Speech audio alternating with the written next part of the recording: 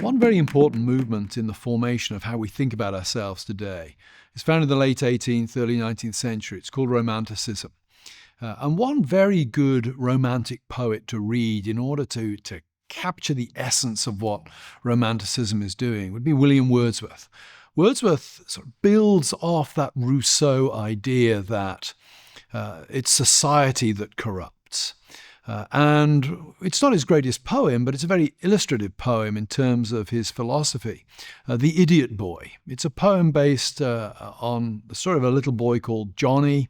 Johnny has what we would today call learning difficulties. And he lives in this village, and a neighbour falls ill. So Johnny's mother sends Johnny off on a horse to fetch the doctor from the neighbouring town, and Johnny never comes back, so they have to send out a search party to find Johnny, and they find him sitting on the back of his horse in an opening in the woods, puzzling over why the sun is so cold and the cocks are crowing to wit to woo. Well, of course, Johnny has mistaken the moon for the sun, and he's mistaken the owls for cockerels. And what Wordsworth's trying to do in this poem is point out that what you have with Johnny is unvarnished humanity. We would say he has no filters, but you're getting humanity there really untouched by civilization. And there's a certain straightforwardness, there's a certain honesty, there's a certain lack of performance in the way Johnny relates to those around him. And that's part of Wordsworth's project of how do we overcome the problems of humanity in the 19th century by getting back behind society to nature. And so he holds up a character like Johnny with no filters as a good example of, this is somebody uncorrupted. When you look at somebody like Rousseau or think about how the Romantics looked at the world, it's very clear that in emphasizing the pristine, unspoiled, original self of nature, there's an anti-institutional dimension to their thinking. Institutions, the church, for example, these are sources of corruption. These are things that try to squeeze you into their mold. Georg Hegel, very important German philosopher of the late 18th, early 19th century. I think his significance lies in two particular areas for us today. One, he's a philosopher of historical change. A lot of philosophers, Plato for example, focus on that which does not change. Hegel was the man who realized that actually things change over time, and even the way we think as human beings. Hegel's the man who realizes, growing up in 4th century BC Athens, you're going to think differently than if you grew up in 12th century Paris or 19th century Prussia.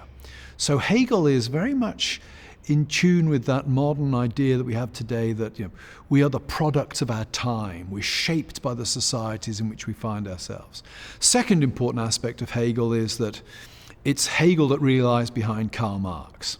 Marx will pick up on Hegel's notion of historical change and will flip it on its head. Marx is interested not so much in how ideas shape us and drive history as he is in how material conditions and the way we make things drive history. But Marx is very influenced by Hegel because he too is interested in why does history involve change, and is there a logic to that change? In terms of the story of the modern self, I think one of the signal contributions of Karl Marx to the way we think about the world is this. Marx really makes oppression, specifically economic oppression, the dynamic of history. And he also makes everything we do political. So for Marx, all societies, all organizations, all institutions, the family, the Boy Scouts, you name it, they all feed into the overall political structure of society and are therefore part and parcel of the means of oppression. Take the family, for example. Marx would say, the bourgeois middle-class family, mum and dad and their kids.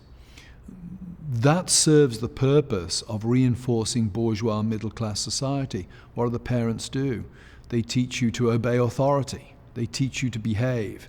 They teach you, in other words, to be compliant servants of the status quo.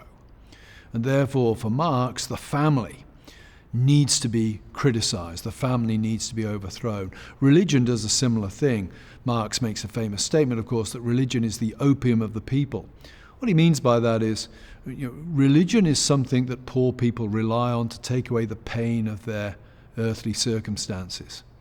And so Marx would say we need to take away religion because it's only when you take away the painkillers that the people will actually appreciate the pain they are truly suffering and then do something about it. You need a little fee in your life. You need a little me in your life. I want to see the sea in your eyes. You need to be free.